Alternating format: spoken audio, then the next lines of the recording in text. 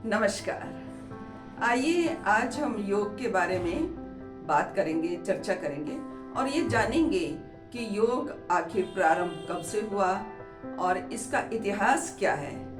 जैसा कि हम सब जानते हैं, योग जो करेगा योग वो सदा रहेगा निरोग। तो योग भारत की ही प्राचीन सभ्यता, यानी अति प्राचीनतम हम कहें, वहीं से योग विद्यमान था।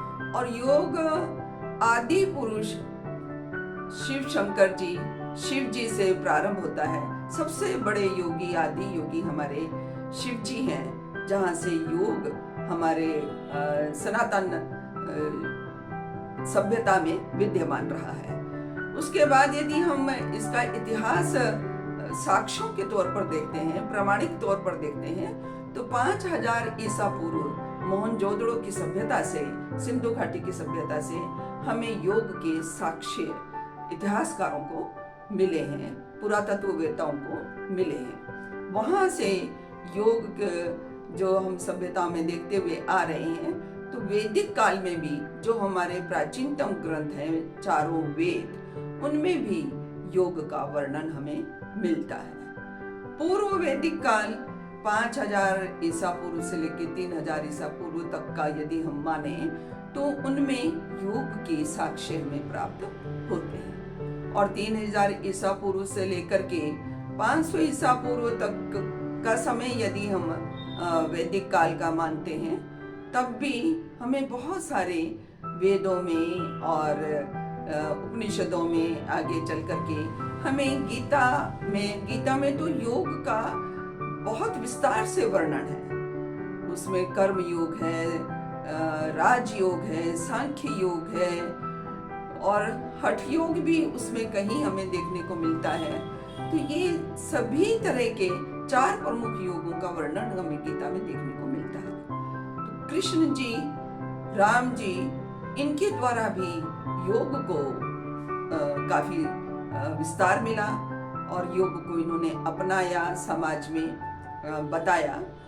हम कहते भी हैं योग पुरुष श्री कृष्ण जी।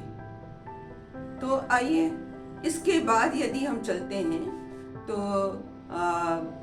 योग का शास्त्रीय काल और उसके बाद में शास्त्रीय काल में प्रमुख रूप से पातंजलि के द्वारा योग को स्थापित किया गया समाज में।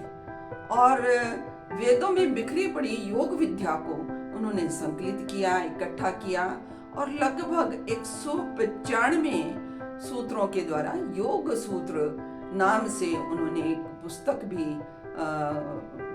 लिखी है, जिस पर 195 योग सूत्र उन्होंने दिए हैं और बहुत सुंदर तरीके से इसका वर्णन है।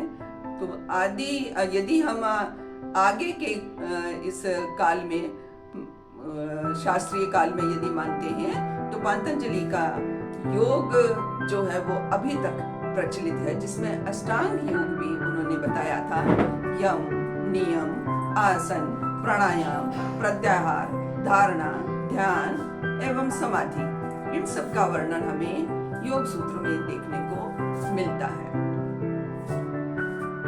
उसी समय में यदि हम देखें तो प्रमुख योग के जो ग्रंथ हैं, योग सूत्र श्रीमान पातंजलि के द्वारा है ही, और योग याज्ञवल्क्य, योगाचार करके, और एक और प्रमुख पुस्तक है जिसका नाम यदि हम जानने का प्रयास करते हैं तो वो है विसुद्धिमन्य। ये प्रमुख योग पर लिखी गई पुस्तकें रही हैं। आगे मध्यकाल के समय में, जो कि हम लगभग 200 ईसा पूर्व से लेकर के 200 ईस्वी से लेकर के 1500 ईस्वी तक का समय यदि हम माने, तो उसमें जितने भी पातंजलि के अनुयायी थे, फॉलोवर्स थे, उन्होंने योग विद्या को एक और सहज तरीके से राजयोग को हठ योग तक पहुंचाया और विभिन्न आसनों का नामकरण योग सूत्र में हमें नहीं मिलता, किंतु उनके अनुयायियों ने बाद में सभी आसनों का नामकरण प्रकृति के आधार पर, पशु पक्षियों के द्वारा उनको नामकरण दिया गया और विभिन्न आसन का नामकरण हुआ। इस प्रकार से योग हमारा विस्तार पाता गया। आधुनिक काल में यदि हम देखें तो शिकागो में धर्म संसद में भी हमारे विवेकानंद जी ने योग पर चर्चा की थी। रामकृष्ण परमहंस जी को देख लीजिए। तो आगे यदि हम आधुनिक समय में देखते हैं तो B.K. अयंगार जी हैं, शिवानंद जी हैं, महेश जी जोशी हैं, श्री श्री रविशंकर जी हैं, और अभी में बाबा रामदेव जी ने योग को घर घर पहुंचाया है। और सच है कि जो योग अपनाता है, योग कोई धर्म या किसी एक पंथ से जुड़ा हुआ नहीं है, ये सार्वजनिक है, मानव मात्र के लिए है। और जो भी योग को अपनाता है वो एक तरह से अपना जीवन सुखद करता है और सफलता से और बड़े सुंदर तरीके से अपने जीवन को जी पाता है।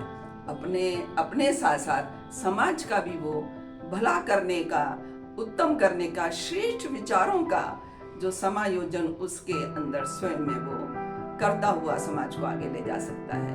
ये है योग। अभी अभी ताजा हमारे माननीय प्रधानमंत्री जी श्री नरेंद्र जी मोदी जी ने इसे योग को पूरे विश्व में लोकप्रिय बना दिया।